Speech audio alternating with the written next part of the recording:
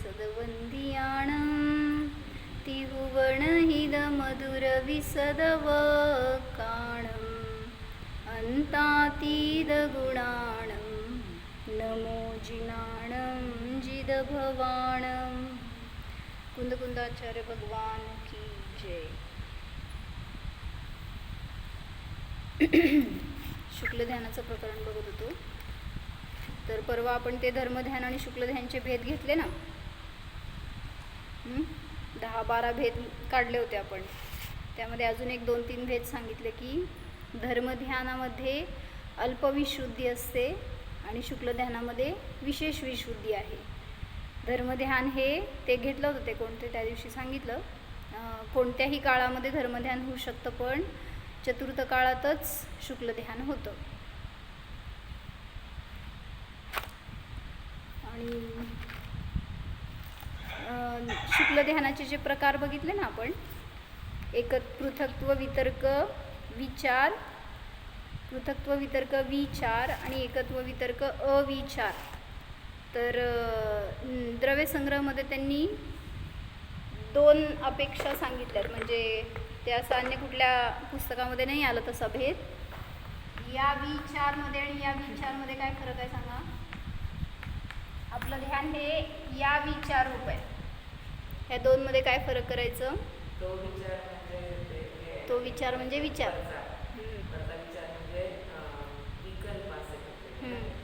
संक्रांती बरोबर आहे ना. हे नाही, हे विचार म्हणजे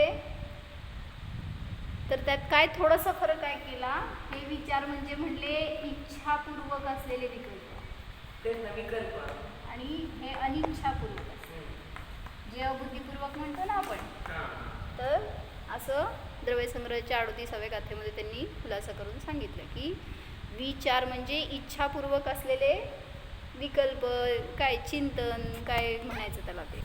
आणि हे विचार घेतले आपलं पृथक्त्व वितर्क विचार, एकत्व वितर्क अविचार, हे सगळं अनिच्छापूर्वक असलेले विकल्प आहेत जे अबुद्धीपूर्वक दशेमध्ये श्रेणी आरूढ जीवाला होतात.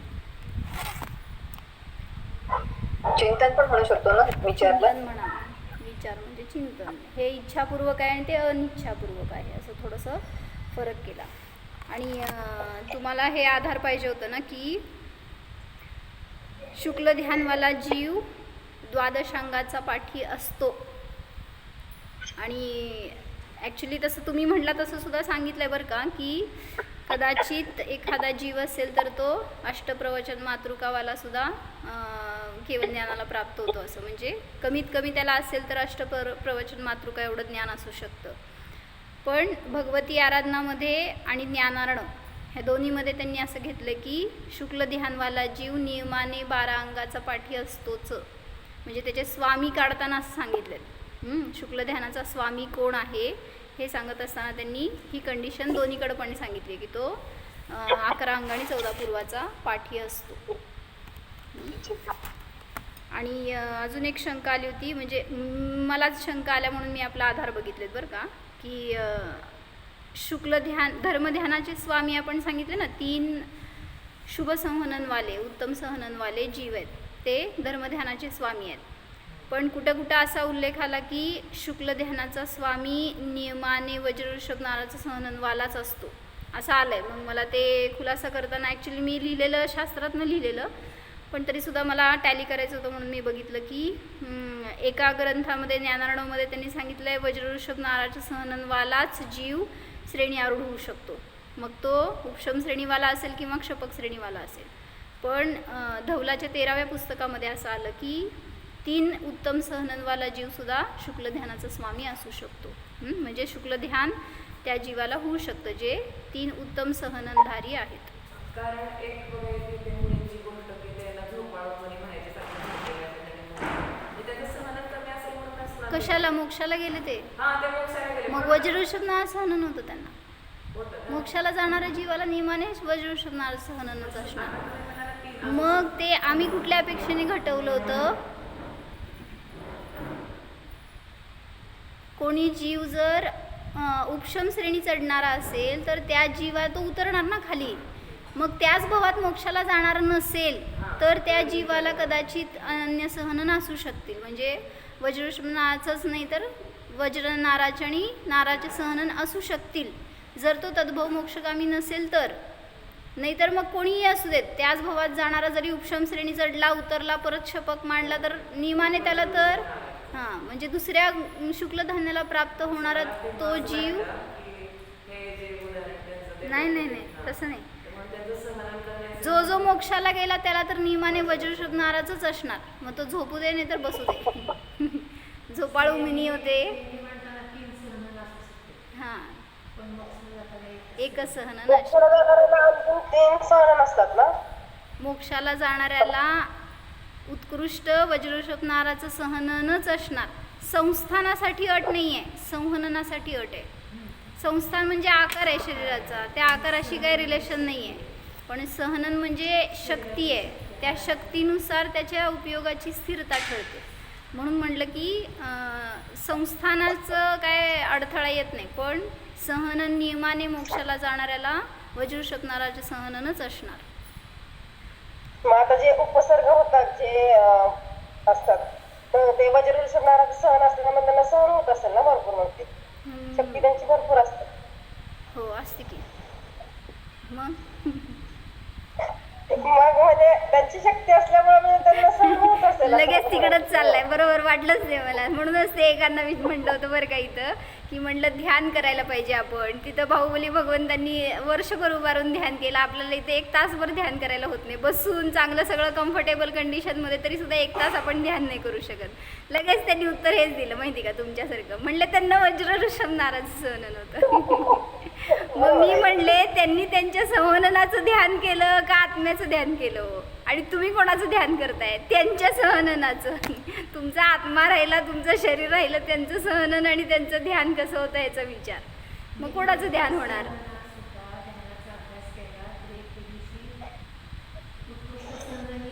हां, म्हणजे सहननाचं ध्यान नाही करायचं आहे आपल्याला. कुठलंही सहनन असू दे त्यामध्ये आत्म्याला जाण्याला अडथळा नाही, सम्यक दर्शनाच्या प्राप्तीमध्ये अडथळा नाही.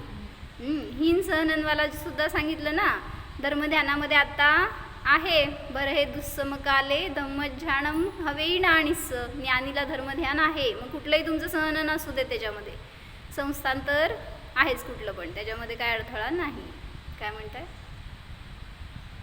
2-4 गोष्टी बोलायच्या होत्या. हे वज्रऋषभ नाराचं सहनाबद्दलचा विषय चाललाय.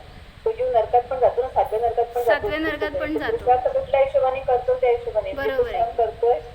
म्हणजे शक्ती त्याची इतकी आहे की त्या सहननाचा तो उपयोग कशासाठी करेल त्याच्यानुसार गती मिळणार. इतकी काय म्हणते, तीव्र पापाची पण शक्ती आहे, तीव्र पुण्याची शक्ती आहे, किंवा पुण्य पापाच्या अतीत जायची सुद्धा शक्ती आहे त्याच्यामध्ये. म्हणून शरीर फक्त निमित्त आहे, सहाय्यक आहे.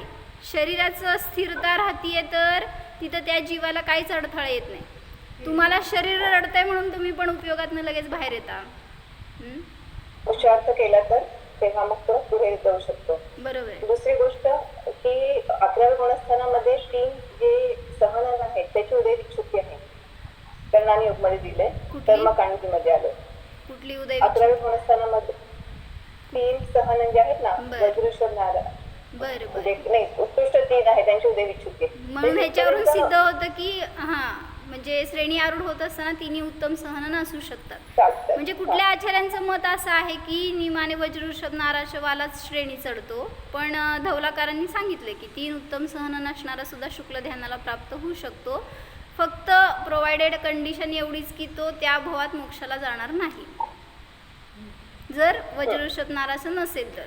उत्तम सहननमध्ये 3 बाकीचे 2 असतील तर पुन्हा तो खाली उतरणार आणि पुढच्या भवामध्ये मोक्षाला जाईल. म्हणजे जेव्हा त्याला ते तशी शरीराची पण अट असणार त्यावेळेस. आणि वज्रऋषभ नाराचं पण जरुरी नाही की तो चढला उपशम श्रेणी तर परत चढेलच, म्हणजे पुढच्या शपथ श्रेणी त्याच्या योग्यतेवरच आहे. बरोबर आहे. वज्रऋषभ नाराचे सहनन जरी असेल तरी सुद्धा तो उपशम श्रेणी चढला तर पडून परत मरून दुसऱ्या गतीत जाईल असं काय पण होऊ शकेल. परत चढेलच, परत त्याच भवात मोक्षाला जाईल असं पण काही नियम नाही. आणि शुक्लध्यान आणि धर्मध्यानमध्ये जे आपण परत भेट केली होते तर अप्रमत्त गुणस्थानमध्ये धर्मध्यान मुख्यतः होतं. अप्रमत्त म्हणजे 7व्या गुणस्थानामध्ये, आणि बाकी 3 गुणस्थान जे आहेत 4, 5, 6 घेतले आणि त्याच्यात औपचारिक धर्मध्यान दिलंय, कार्तिक अनुप्रेक्षामध्ये दिलाय हो दिले 388 पेज नंबर. बघितलं होतं. आणि मग आपण इथे पण असं राहू शकतो शुक्ल ध्यानामध्ये, जे 2 आहेत ते होतात बुद्धिपूर्वक, आणि जे दुसरे 2 आहेत ते आपण उच्चारानेच म्हणतोय ना ध्यान, बरोबर.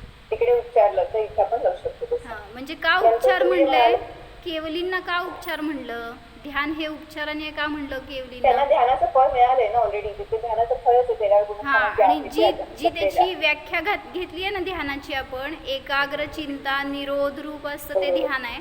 तिथं तशी काय व्यग्रताच नाही आहे तिथं की उपयोगाला एकाग्र करून तुम्हाला एका ठिकाणी जोडायचं अशी काय अटच नाही आहे. म्हणजे काय तिथं आणि तशा प्रकारचं गरजच नाही आहे. हां एकाग्र चिंता निरोध ध्यान अंतर्मुहूर्तात दिले, ते इथं अंतर्मुहूर्त नाही ना, इथं तर काळ पूर्ण कंटिन्यूस चालू आहे, काळ बरोबर. अंतर्मुहूर्तानंतर परत सुरू होणार ते. उत्तम आणि सहनवाल्याला 88 पानावरती आहे, जे आहे ते प्रवचन मासिकाचं ज्ञान आहे कार्तिक अनुप्रेक्षामध्ये दिले. कोणाला? जे पाठवलं होतं ते कार्तिक अनुप्रेक्षाचा रेफरन्स बरं, होतो. श्रेणी आरूढ जीवाला. हा, जे आपण म्हणत होतो जगन्य त्यांनी किती आणि उत्कृष्ट त्यांनी किती त्याच्या हिशोबाने. बरं बरं, काय म्हणलं कळलं का? जगन्य जर ज्ञान असेल श्रेणी आडू जीवाला तर अष्टप्रवचन मातृका हे ज्ञान असतं, असं कार्तिकी अनुप्रेक्षाचं पण आधार आहे. द्रव्यसंग्रहाचा पण आधार सांगितलंय, बघायला त्यांनी असे पाहिजे. दिले थे, जैसे या 14 पूर्वों का ज्ञान होने से ज्ञान होता है, यह भी उत्सर्ग कथन है. आता उत्सर्ग म्हणजे काय एक्झॅक्टली मला त्याचं मिनिंग नाही कळालं, पण कळालं की असं म्हणलं जातं, अपवाद कथन म्हणू शकतो का उत्सर्ग कथनला काय म्हणायचं? उत्सर्ग आणि अपवाद दोन. उत्सर्ग कथन आणि अपवाद कथन सांगतो ना. उत्सर्ग म्हणजे मुख्य कथन आणि अपवाद म्हणजे काय म्हणायचं, गौण कथन. मुख्य आणि गौणच्या अपेक्षेने उत्सर्ग आणि अपवाद अच्छा. असं ह्याच्यात पण येतं ना आपलं. काय ते पहिले 2 ज्ञान आहेत ते परोक्ष आहेत, आद्य परोक्षम या सूत्राला पण तसं घटवून सांगितलं. एक उत्सर्ग कथन आणि एक अपवाद कथन म्हणून. म्हणजे सर्वथा मती श्रुत ज्ञान हे परोक्षच आहेत असं नाही, तर ते प्रत्यक्ष सुद्धा असतात असं त्यात गर्भित आहे. बरं, मला काय सांगायचं होतं आता तुम्हाला. हां, धौलाच्या पण आधाराने ते सांगितलंय त्यांनी की तुम्ही काल विचारलं ना मला कशात सांगितलंय, तर 9 पूर्वाचा 10 पूर्वाचा आणि 14 पूर्वाचा ज्ञाता असू शकतो असं धौलामध्ये आलं आहे. धौलाचं 13वं पुस्तक आहे. ठीक आहे, काय म्हणत होतं तू? उत्सर्ग कथन आणि अपवाद कथन म्हणजे द्वादशांगाचाच पाठी असतो का अशी त्यांची शंका होती. कारण त्या अष्टप्रवचन मातृकावाला जीवसुद्धा कमीत कमी त्याला तेवढं ज्ञान असणारा सुद्धा मोक्षाला जातो असं आलंय कथन. मग त्यांची शंका होती की तो द्वादशांगाचा पाठी असतोच का. मग त्यासाठी आधार बघितले होते आम्ही. तर त्यांनी सांगितलं 11 अंग 9 पूर्व, 11 अंग 10 पूर्व, 11 अंग 14 पूर्व असा कशाचाही पाठी असू शकतो तो जीव, काय बाधा नाही आहे. अष्टप्रवचन मातृका म्हणजे फक्त 5 समिती आणि काय म्हणतो एवढ्याचंच ज्ञान, ते वेगळं झालं. पण अजून काय काय विवक्षा घेतलीत ह्याच्यासाठी ते आधार सांगितला. 11 अंग 9 पूर्वाचा पण ज्ञाता असेल तर तो केवळ ज्ञानापर्यंत जातो, 10 पूर्वाचा ज्ञाता असेल तरी जातो आणि द्वादशांगाचा पाठी पण असू शकतो. म्हणजे कुठल्या कुठल्या आचार्यांच्या मताने वेगवेगळे असे आहेत कथन.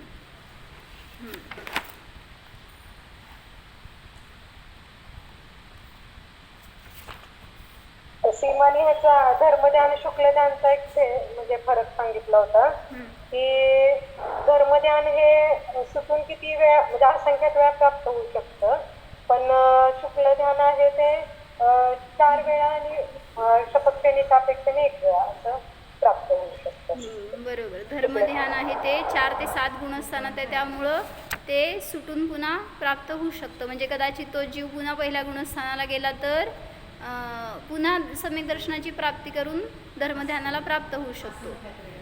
हां, आणि शुक्ल ध्यान आहे ते श्रेणी आरूढ किती वेळा होणार, एखादा जीव झाला तर एका भावात 2 वेळा. उपशम श्रेणी एका भावात 2 वेळा हां आणि संसार 4 वेळा. हां, उपशम श्रेणी जर चढेल तर एखादा जीव त्याच भावात 2 वेळा चढू शकतो. तिसऱ्या वेळी चढणार तर नियमाने त्याच भावात चढेल तर शपक श्रेणी चढणार मंजुषा काकी. आणि जर एखादा जीव अन्य म्हणजे त्याच्या मोक्षाला जाईपर्यंतच्या भावपरिवर्तनामध्ये तो जीव उपशम श्रेणी 4 वेळा चढू शकतो, असं नियम आहे. आणि पुन्हा मोक्षाला जाणार ते शपक श्रेणी चढूनच मोक्षाला जाणार. म्हणून तेवढ्या अपेक्षेने शुक्ल ध्यान इतकं असं होऊ शकतं असं सांगायचं आहे. पण धर्मध्यान अनेक वेळा होऊ शकतं.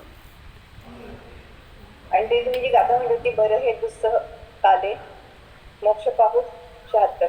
बरं, ती गाथा कशात होती विचारलं होतं ना कोणतरी. तर मोक्ष पाहुडमध्ये आहे ती गाथा.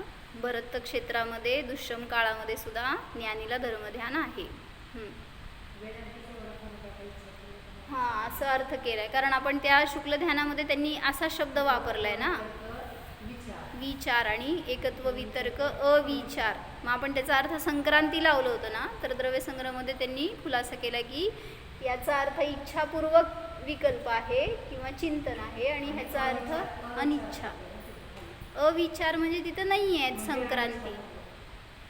अनिच्छापूर्वक असणारे विकल्प सुद्धा तिथं नाहीत, संक्रांती नाहीत असं म्हणायचं ॲक्च्युली. पण आता तिथं अबुद्धिपूर्वक दशेमध्ये विकल्प आहेत की ते, पण संक्रांती नाही आहे. एकानंतर एक जे बदलणं रूप चिंतन आहे तसं नाही. पण ते अविचार म्हणल्यावर तिथं दुसरी वेलाटी आहे ना अविचारला.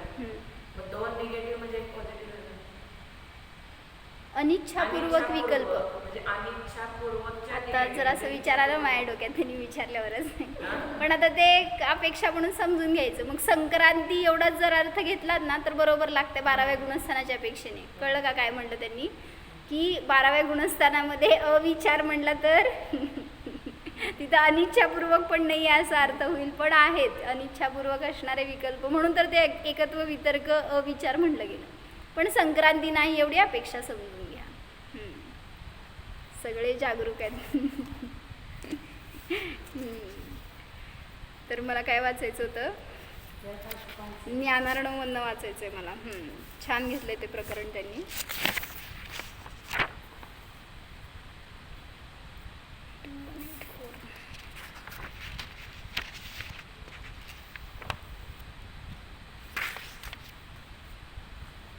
कार्तिकी अनुप्रेक्षामधलं पहिला घेऊ आपण. त्याचं पान नंबर आहे 380. जर आगासची प्रत असेल ना तर 380 पानावर आहे. खूप मोठं प्रकरण आहे, पण त्यातलं शॉर्टमध्ये जेवढं आपल्याला गरजेचं आहे तेवढं वाचते.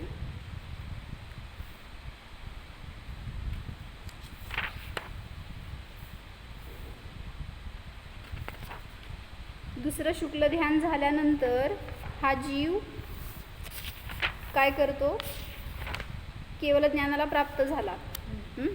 384 पानावर बघा, ते मागचं सगळं कर्म प्रकृतींचं सगळं उदाहरण त्यांनी दिलेले आहे, काय काय करतो ते काय आवश्यकता नाही. 383 पानावर शेवटचं वाक्य आहे ना, केवल ज्ञानी संयोगी जिन सूक्ष्म काय योग में स्थित होकर जो ध्यान करते हैं वह सूक्ष्म क्रिय नामक तीसरा शुक्ल ध्यान है.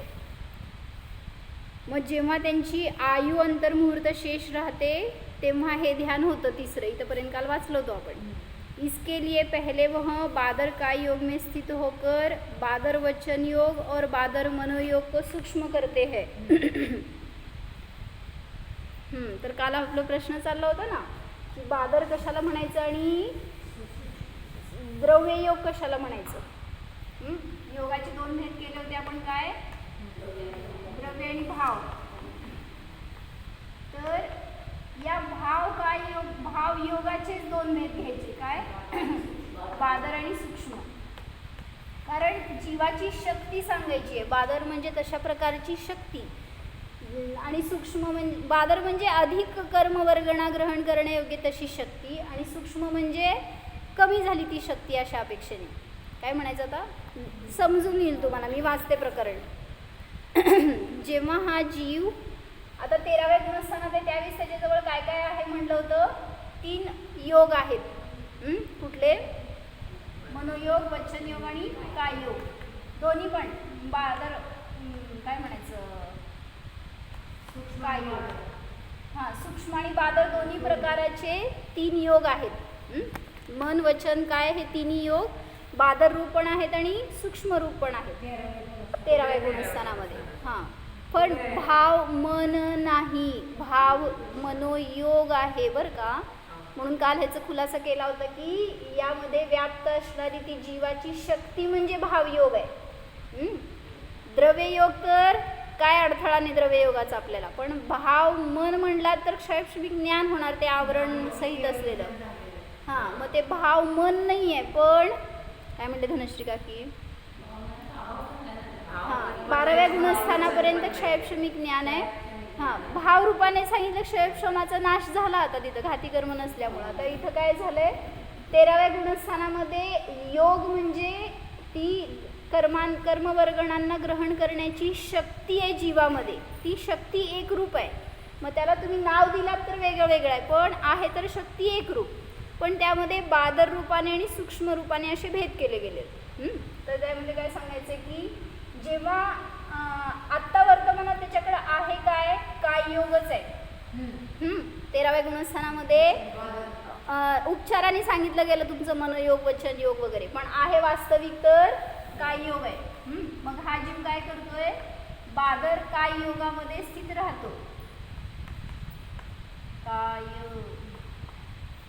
काय योगामध्ये स्थित राहतो आणि काय करतोय, अन्य योगांची शक्ती क्षीण करण्याचं कार्य करतो. मग पहिला कोणाचं केलं, बादर मनोयोग आणि बादर वचन योग या दोघांची शक्ती क्षीण करतो. मग आता हे काय झाले, सूक्ष्म रूपाने परिणमित झाले, सूक्ष्म मनोयोग आणि सूक्ष्म वचन योग. मग आता याची शक्ती कशी क्षीण करणार, ज्या योगामध्ये स्थित आहे त्या योगाला नष्ट करण्यासाठी अन्य योगाचा वापर करतोय, त्यामध्ये स्थित राहतोय. म्हणून म्हटलं की सूक्ष्म मनोयोग आणि सूक्ष्म वचन योगामध्ये स्थित राहतो आणि या बादरकाय योगाला नष्ट करून काय म्हणायचं, कृश करून सूक्ष्म रूपाने करतो. सूक्ष्म काय योग, त्याच्यात मध्ये उच्छ्वास एक घेतलेत बरं का, पण त्याची काय गरज नाही आहे. श्वासोश्वासाला पण असंच बादर श्वासोश्वास आणि सूक्ष्म करतो असं ते घेतलंय, पण आपल्याला ह्याचीच अपेक्षा आहे म्हणून हे घेते. पहले वह बादर काय योग में स्थित होकर बादर वचन योग और बादर मनोयोग को सूक्ष्म करते हैं, समझ लो.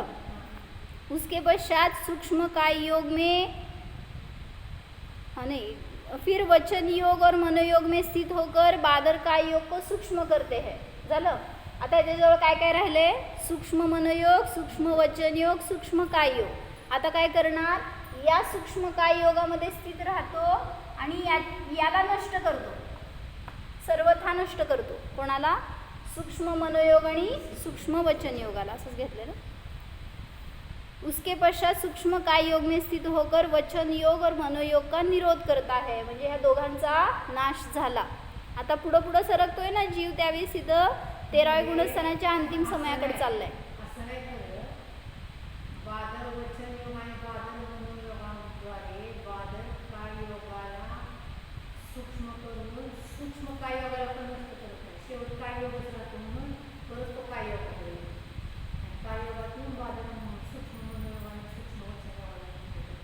बादर मनोयोगात नाही स्थित राहत हा जीव, बादर काय योगातच स्थित आहे आणि या दोघांना कमी केलं.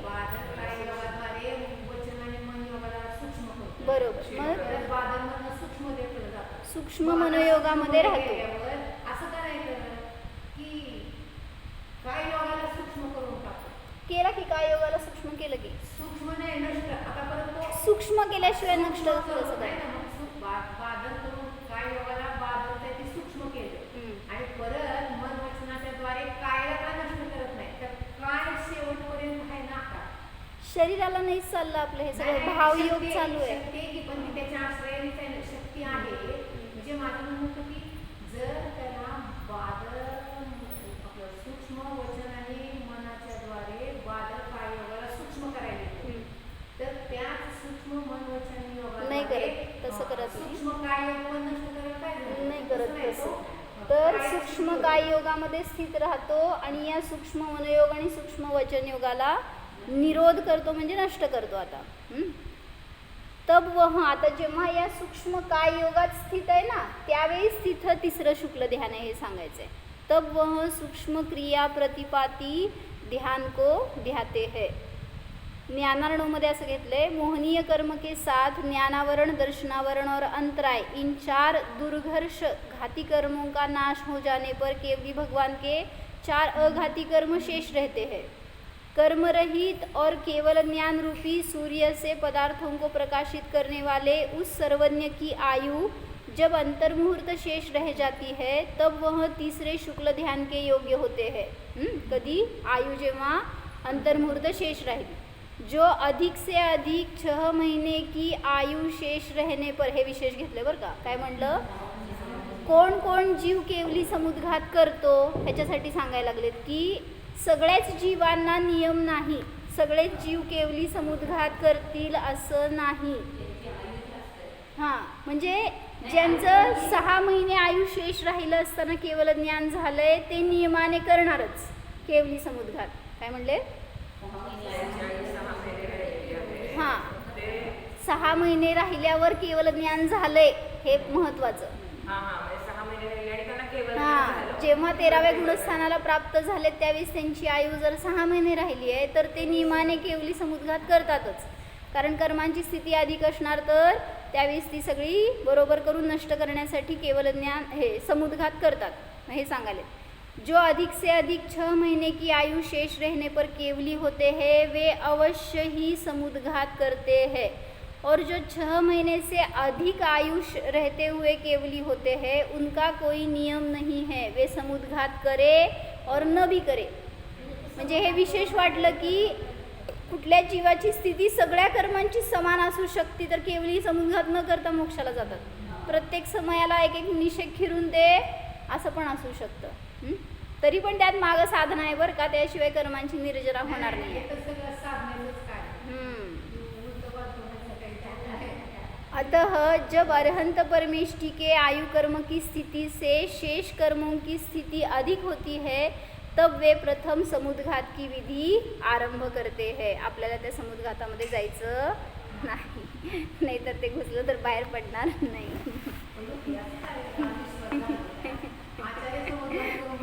होय, बरोबर आहे. ते मी घुसले की आतमध्ये मग घुसतच जातो. ऐसे वे केवली भगवान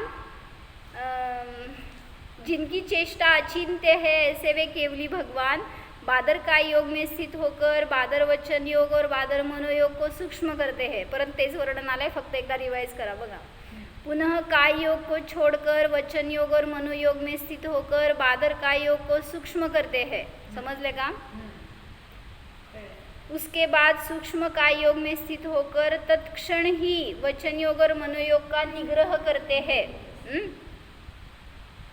उसके बाद सूक्ष्म काय योग में स्थित हुए केवली भगवान सूक्ष्म क्रिया नामक तीसरे गुण शुक्ल ध्यान को ध्याने के योग्य होते हैं. इथं जेव्हा सूक्ष्म काय योगात स्थित झाला ना, यावेळी तो जीवित सूक्ष्म क्रिया प्रतिपादी नावाचं ध्यान होतं त्यावेळी. कारण तिथं योगाची क्रिया आता सूक्ष्म झाली आहे, तर त्यावेळीच त्याला जे ध्यान होतं ते सूक्ष्म क्रिया प्रतिपादी या ठिकाणी त्याला ते ध्यान होतं असं सांगितलं. तिसरं शुक्ल ध्यान. काय सांगायचं का कोणाला विशेष? जरा मी क्षपणासार मधलं वाचते.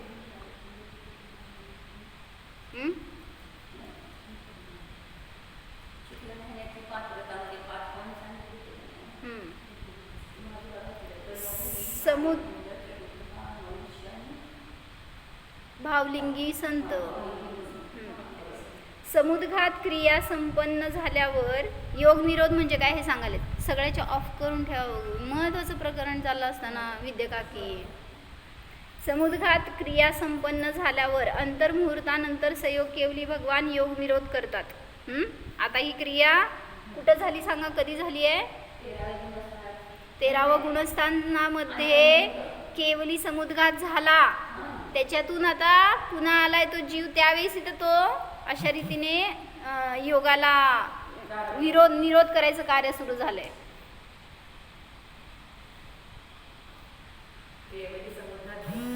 झाल्यानंतर आयु राहिली आहे अंतर्मुहूर्त, मग त्यावेळेस तिथं योग निरोध कर. नंतर केवली समुद्घात झालं, आता सगळ्या कर्मांची स्थिती इक्वल झाली आहे. मग त्याच्यानंतर अंतर्मुहूर्त आयु शेष राहिलं ना, तिथं हे सगळं कार्य चालू आहे योग निरोधचं. आणि मग योग निरोध झाल्यानंतर तर लगेच त्याला अंतर्मुहूर्तामध्ये मोक्षाची प्राप्ती होते. समुद्घात क्रिया संपन्न झाल्यावर अंतर्मुहूर्तानंतर संयोग केवली भगवान योग निरोध करतात. कर्मांना ग्रहण करण्यामध्ये निमित्तभूत जीव प्रदेशांच्या परिस्पंदाला योग म्हणतात. बरोबर काय म्हणले? कर्माला ग्रहण करण्यामध्ये कारण असणारी जीव प्रदेशाची शक्ती त्याला म्हणलं योग. त्याचा नाश करणे म्हणजे निरोध. योग निरोध म्हणजे काय? त्या शक्तीचा नाश करणे ज्याच्याद्वारे की कर्मांचा आश्रव होणार आहे. केवलींना मन वचन काय हे तिन्ही योग बादर असतात. इथं पहिल्यांदा बादर मनोयोग वचन योग आणि काय योग असतात. बादर काय योगाद्वारे क्रमाने बादर मनोयोग बादर वचन योग बादर उच्छ्वास निश्वासाला सूक्ष्म करतात. नंतर बादर काय योगाचा सुद्धा निरोध करून सूक्ष्म काय योग करतात. तुम्हाला आता माहिती आहे, समोर असं बघत राहावं म्हणजे मी फास्ट वाचते. हेच परत चाललंय का ही प्रक्रिया परत परत परत? नाही एकदाच हे मी वेगळ्या वेगळ्या ग्रंथातनं परत परत वाचायले. पण 2 वेळा केली ना? नाही एकदाच केली. हां ग्रंथ बदलला म्हणून. हां तुम्हाला ते डिटेल म्हणून परत वाचते आहे. परत परत कराल बरं का, कुठल्या केवलींना परत घुमवू नका. नाही समुद्रात झालं, बादरातनं सूक्ष्ममध्ये आलाय, आता परत बादर होत नाही. हां बरोबर. बादर काय योग मध्ये आणि सूक्ष्म काय योग मध्ये काय होतं एक्झॅक्टली? काय होतं सांगावं? बादर काय योग मध्ये काय होतं आणि सूक्ष्म काय योग मध्ये एक्झॅक्टली काय होते पाहिजे त्यांना.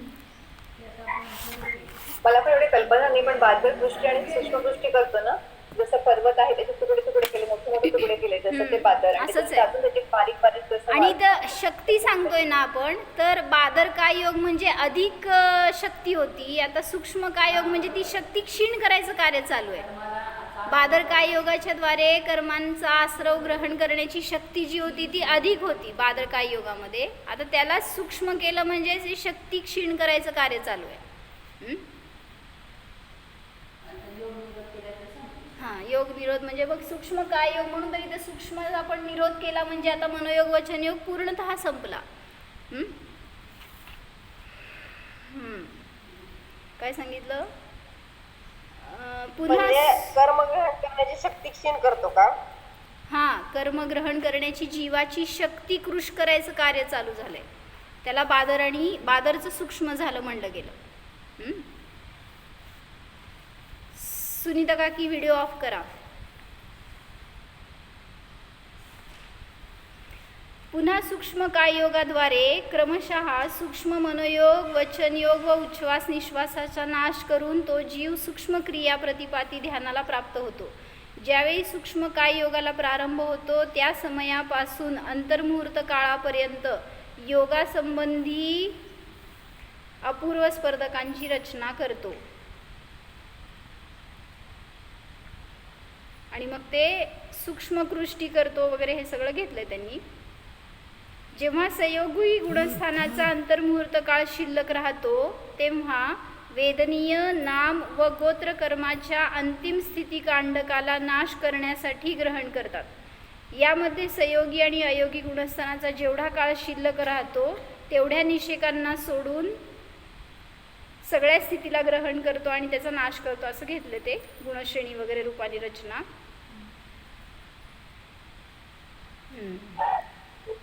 दीदी पहिलं वाक्य जरा परत वाचा ना, मला थोडं असं वाटतच होतं याच्यामध्ये योगामध्ये की बादर आणि तुम्ही जे म्हणालात ना योग आहे तो भाव योग आहे. तर आतापर्यंत जे जे आपण करत आलो कांडक घात वगैरे करत आलो सगळं कर्मावरती करत आलो. म्हणजे वर्गणा असतात आपल्या मनोवर्गणा आणि त्या घेतलेल्या त्या वर्गणा नाहीये का? त्याच वर्गणा आपण करतो. भाव वर्गणा आपण भाव म्हणजे रागद्वेष वगैरे भाव चढते तर नाही सुधारत होते.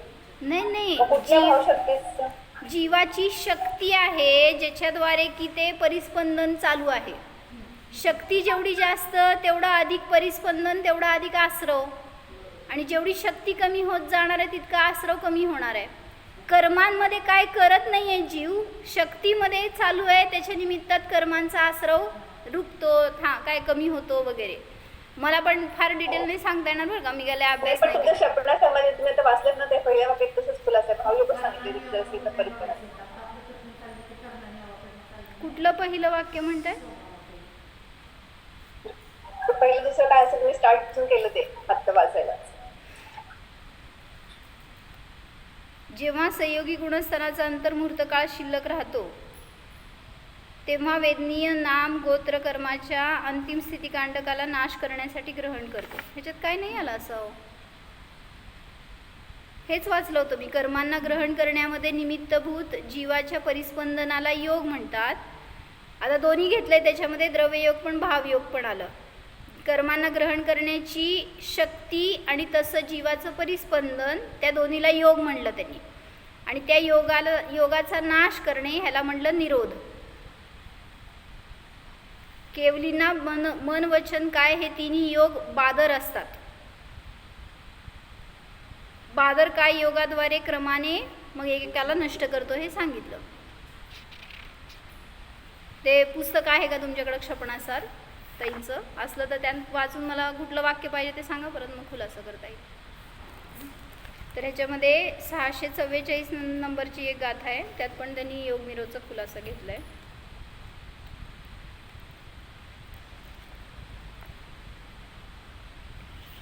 मग इथे त्यांनी एक प्रश्न विचारलाय 629 गाथेमध्ये की तुम्ही म्हणता ना मनोयोग आणि वचनयोग नाही आहे केवलींकडं. तर प्रश्न विचारलाय, विद्यमान वस्तूचा नाश होतो, येथे काय योग सोडून त्या जीवाकडं अन्य योग नाही आहे? मग जे नाही आहे त्याचा नाश करतो असं कसं म्हणता? त्याचा निरोध करतो असं कसं? कारण सिद्धांतामध्ये एका काळात एक योग सांगितला आहे. जर अन्य योगच नाही तर त्याचा नाश कसा करतात? उत्तर, वर्तमान व्यक्तरूप काय योगच आहे कोणाला? 13व्या गुणस्थानवरती जीवाला. परंतु मन वचन वर्गणांमध्ये मनोयोग वचनयोग उत्पन्न करण्याची शक्ती असते, त्याला नष्ट करतात. शक्ती अजून विद्यमान आहे. हां, योग नाही आहे तिथं, पण शक्ती आहे तशी. योग म्हणजे त्यांच्याद्वारे कार्य करण्याची प्रवृत्ती थांबते. हां, असं म्हणा. पण ती शक्ती पडून आहे. शक्ती आहे. प्रथम त्यांची बादरयोग उत्पन्न करण्याची शक्ती दूर करून सूक्ष्म कृष्टीयोग उत्पन्न करण्याची शक्तिरूप त्यांना करतात. नंतर त्या शक्तीला सुद्धा नष्ट करून योग उत्पन्न करण्याच्या शक्तीने रहित करतात. अशा रीतीने त्याला योग निरोध म्हटलं गेलं. बादरला सूक्ष्म करतात, मग सूक्ष्मला पण नष्ट करतात, एवढंच सांगायचं. त्यालाच म्हणलं योग निरोध. त्या शक्तीला नष्ट न करता पुढे जाता येणार नाही. ते शक्तीला नष्ट करावं लागतं. म्हणून तिथं तशा प्रकारची शक्ती थांबली म्हणजेच योग निरोध झाला. मग महावीरांनी काय केलं होतं कळलं का? एवढं सगळं केलं ते शिकायला तुम्हाला 4 दिवस लागले. त्यांना योग निरोध करायला लगेच मोक्षाला गेले. असं हे आपण सगळे विकल्पात अडकतोय ना, म्हणून ते योगाला धरून बसलोय.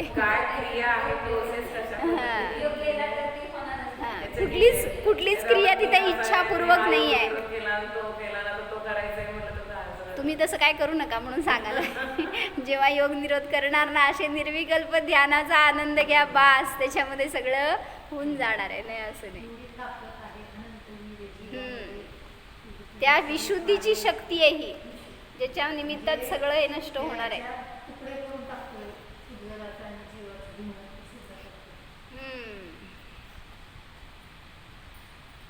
झालंय तसं प्रकरण. हे पण घेऊ उद्या घेऊ. लय वेळ झाला, संपली मीटिंग.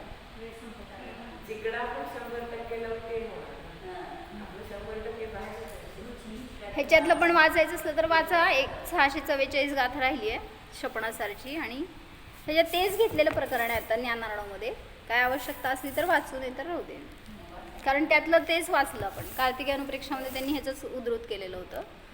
बघू त्यात काय वेगळं मिळालं तर वाचते परत उद्या. ओम जाणाम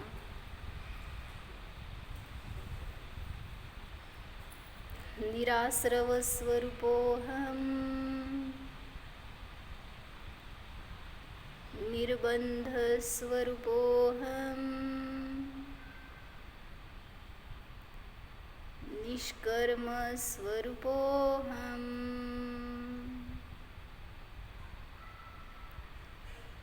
अरिहंत स्वरूपोऽहम्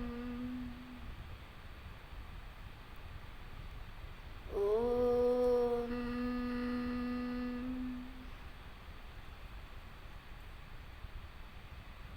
विसर्ज. नमो हरी